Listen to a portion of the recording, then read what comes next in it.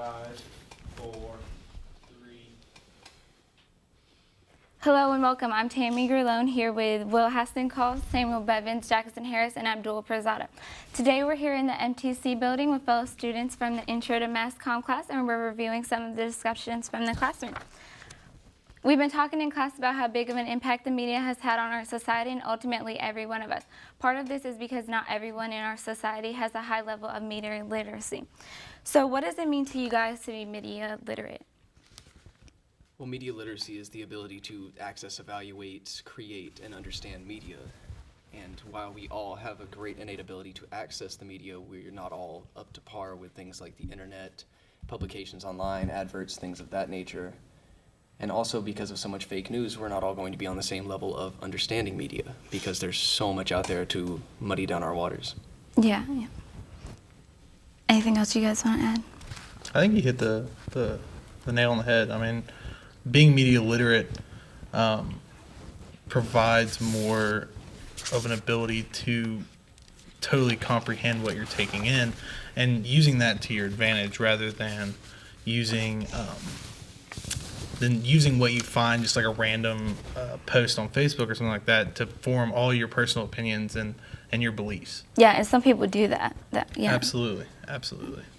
Do you think all media content increases your level of media literacy, or can some broadcast or print media actually cause more confusion about the meaning of media messages?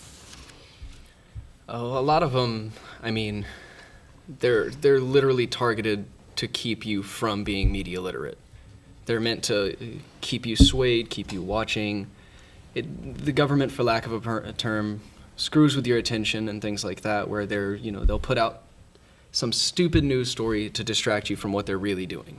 We're passing this stupid law, so they slip something under the table. Mm-hmm. So some of it is geared towards literally keeping you illiterate in the media.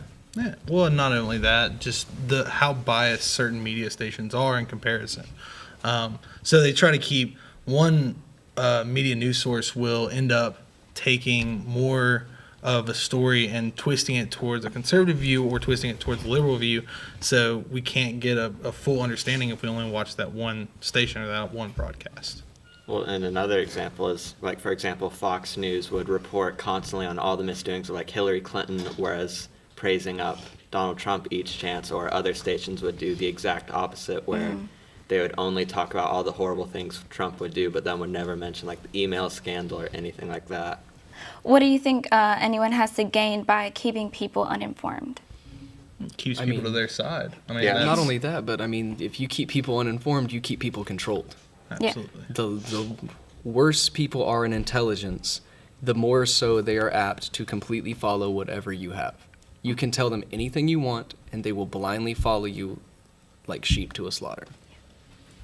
What are some specific examples from the past year where we might see attempts to either better inform or misinform the public? And all the fake Facebook news, because that was a huge thing, especially closer and closer to the election, was all these fake stories of Hillary assassinating someone or Donald Trump's done this or that, where people would just blindly believe it because they saw it on Facebook or heard it from a friend, so it must be true without actually checking credible sources or anything. Yeah. Abdul, you want to add anything? See. And, okay, last question. How do we help our society become more media literate? We can start with, the better integration of technology into society with older people.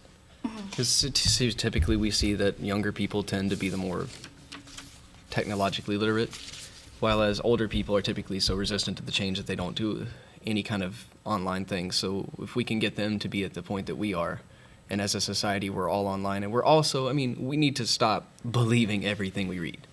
You need to kind of take some things with at least a little bit of a grain of salt, look into it a little bit more, see if there's other stations or other websites reporting on the same thing. If it's just one, then it's probably not going to be that true. Yeah. Education is key to any base understanding of being media literate. If you don't have any type of formal education or realize, hey, that's probably not true right off the top of your head, then you're going to blindly believe it and then repost it to the other people who are like you, who don't have any type of education or knowledge towards that subject, will post it for themselves and start to believe it too. So Anything else you guys want to add in before closing? No. good. Well, that's it for today's discussion. Thank you guys so much for watching. Now you're gonna add the applause. Let's see how it does. I don't think it really does. And get her into the line.